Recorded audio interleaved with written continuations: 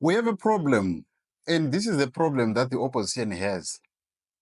These are people who are singing in support of Nelson Chamisa. Nelson Chamisa right now is partyless, but he's a leader who is known.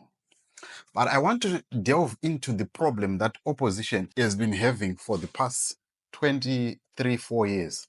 Ndinoti munzwisise kuti chinhu chinonzi kupusha chinhu. Unopusha chinhu sei? Hear me out. Look at my songs akareleaswa neZANU-PF from the time we started knowing them, when they started to use the tools that they are at their disposal. And the tools that are at the disposal of ZANU-PF, number one, it's media. Number two, it's the military. Number three, they have money. These three things are what has been holding ZANU-PF. The issue of sales and other things, they are ancillary.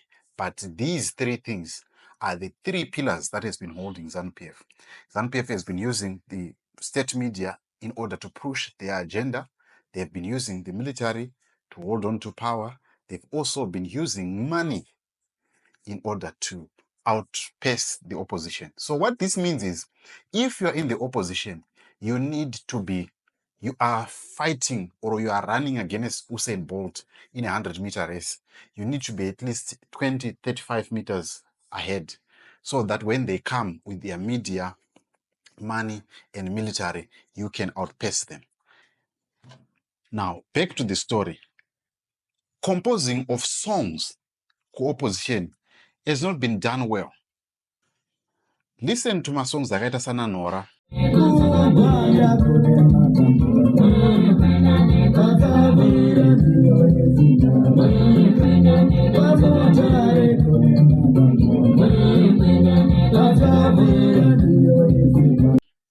Listen to my songs akaita sana Rambai Makashinga, Agreement by Tambaoga.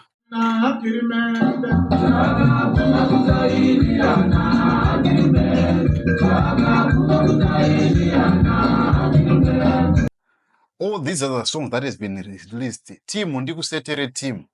All these things, they have been used. Music has been used as a tool by ZANU-PF in order to propagate their message. To send their message, they use music. They did it during the war. They are still doing it today. And this is an art that opposition has not mastered. Kugadzira masong ekuti anogara musoro. They will stay in your subconscious mind. Unogara uchingofunga kuti Chamisa chete or this. But now the good thing is that the media space is open. Many people can have access to media using their phones, WhatsApp and everything. And the opposition can do announcement TikTok challenges. Do TikTok challenges and see how people are going to respond to this. When TikTok challenges using your song. And that's how you push your message. You want to push the message, let's vote no on the referendum. Use my songs. They can communicate a better message than you explaining it like I'm doing. And music is one tool that is important. So I want you to imagine kuti song ekuti idife uri ku UK.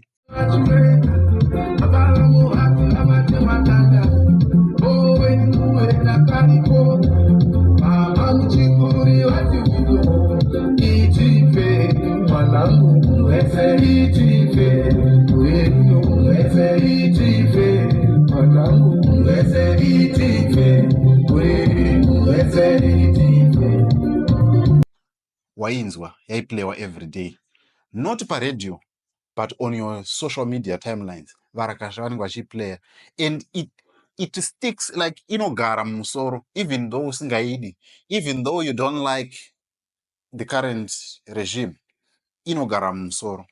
That's an art of convincing or conveying your message, and the ruling party has been good at that.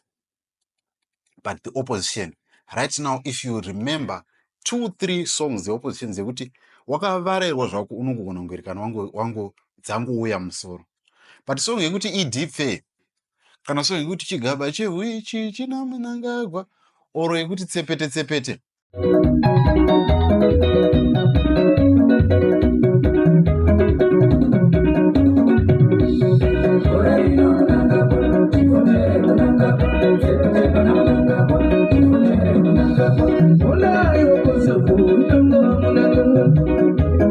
that song, I tell you, even if you hate ZANU-PF, that song unoerekana watoinzwa.